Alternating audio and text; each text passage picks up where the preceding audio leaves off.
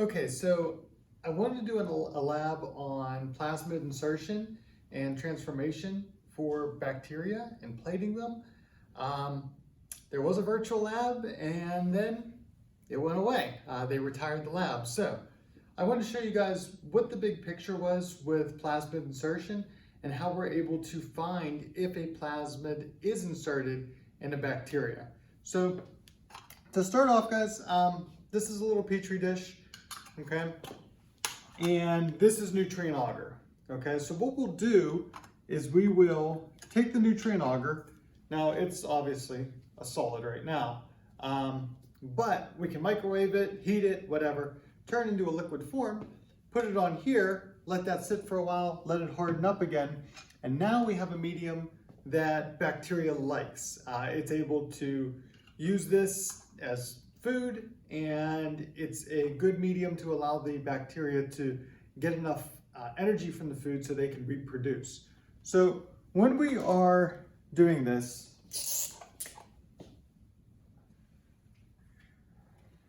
here is a side view of our petri dish, okay?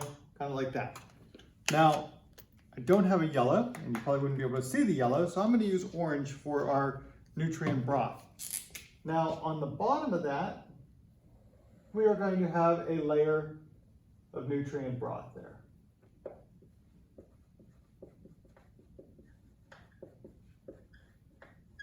And again, guys, this is just a good medium for the bacteria to grow. Now, we went over plasmids already in class. So let's say in the bacterial DNA, so here is our one circular bacterial DNA.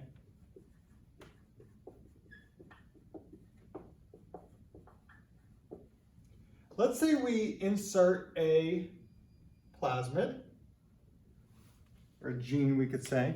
We're going to insert this gene right here, and we're going to say this is a gene for bioluminescence in jellyfish. So in other words, we're just going to call this the glow gene. And we actually are able to do this in the real world with different species. Is we were able to take this bioluminescence gene out of the jellyfish. If you've ever seen Finding Nemo, there's the anglerfish in there that has this bioluminescence gene, that kind of little dangling thing in front. But we can insert this, and if we look at that bacteria, it can actually glow the color of that jellyfish, okay? So that's cool, we can do that. And if we were able to plate it, so now here's going to be my plate. If we were to put this on the plate with the nutrient broth on it, we would see that, and I'm just going to use red because I use red, and in reality it'd probably be a green color, but we would see that on our nutrient broth, we would have some bacterial colonies, okay? And I just drew them in lines because usually when we're plating, we streak it, okay, like that. So just one kind of pattern. There's a bunch of different ones we can choose from. But anyway, so for this right here, we have our bacteria, and it grew in there, and everything is good. However, here's the problem with this. Along with the bacteria growing that has our gene inserted in it, we're also going to have some other bacteria maybe in here. Okay, so I'm going to draw some pink stuff in here for another bacteria. Maybe it's Streptococcus or whatever. And we might have another bacteria growing in there. All right. Now, most of the time for this one, guys, we are going to use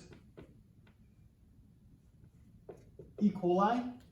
Reason being is E. coli reproduces really quickly. This is stuff they say that is in like ground meat. If it's not cooked all the way through, E. coli can still be alive and not be killed.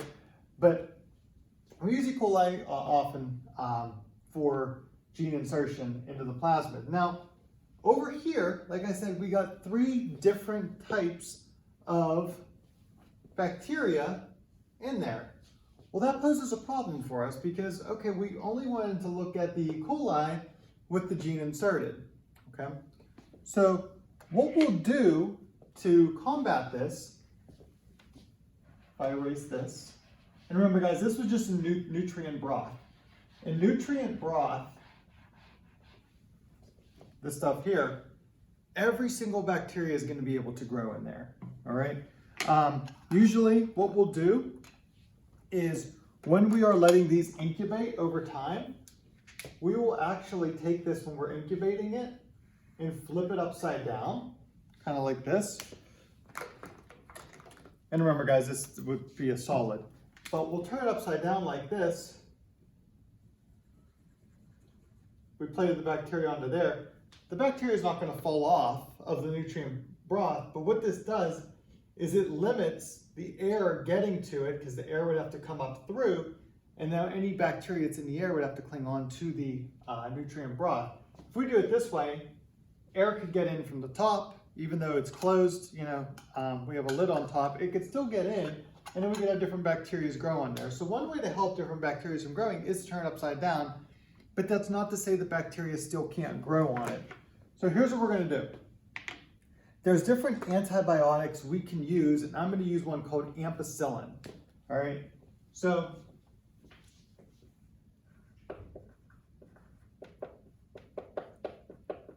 ampicillin is an antibiotic.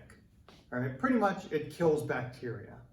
So this is good for us because, yeah, we got some different medications out there that can kill bacteria. So what we're going to do is on top of our nutrient broth, for this one, we are going to, I'm going to draw it and then I'm going to erase it. We are going to put an antibiotic on top of our nutrient broth all over, okay? So we're going to coat the top of our nutrient broth in this ampicillin. Again, ampicillin kills bacteria.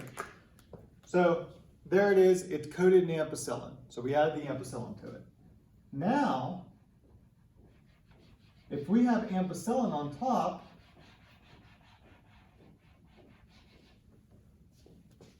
and we plate our bacteria again, guess what? The bacteria is not going to grow. Reason being is the ampicillin is going to kill our E. coli, it's going to kill our streptococcus, it's going to kill any type of bacteria that comes into contact with the ampicillin. But here's what we can do. We can insert another gene into this one, this E. coli.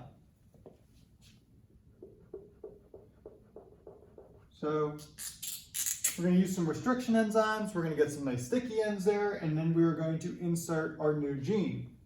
So here is our next gene, and we are going to call this gene AMPRES for ampicillin resistant.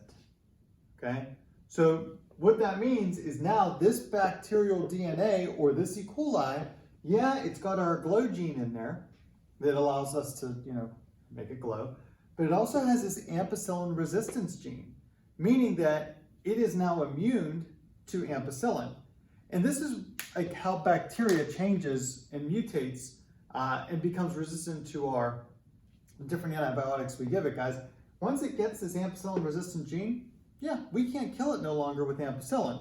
So now, let's do our streaking again, all right?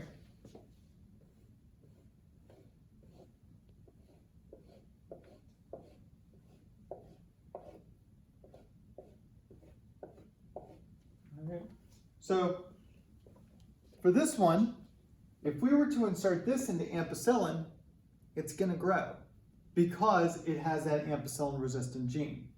All right. So main thing with all this, guys, regular nutrient broth, all the bacteria is going to grow. Okay. Once we put our gene of interest in, whatever we're trying to do, we want to put some kind of antibiotic resistance in there and then have that same antibiotic on our plate so that way we can get that bacteria to grow. Now, if we put streptococcus on here, like we did on the first one, we'll say it was pink or blue or whatever color, it can't grow because the ampicillin will kill it. But this one will continue to grow. So this is how we can get that one bacteria to be on here, and then that bacteria can still be fine with the ampicillin it can grow, it can reproduce, and we can have nice big colonies of E. coli on there, okay? So big thing, guys, any type of antibiotic, if we have that resistance gene in there, it will grow on a medium with that antibiotic on it, okay? So that's it, guys, for antibiotic resistance and plating. I just wanted to go through that with you since the virtual lab went away.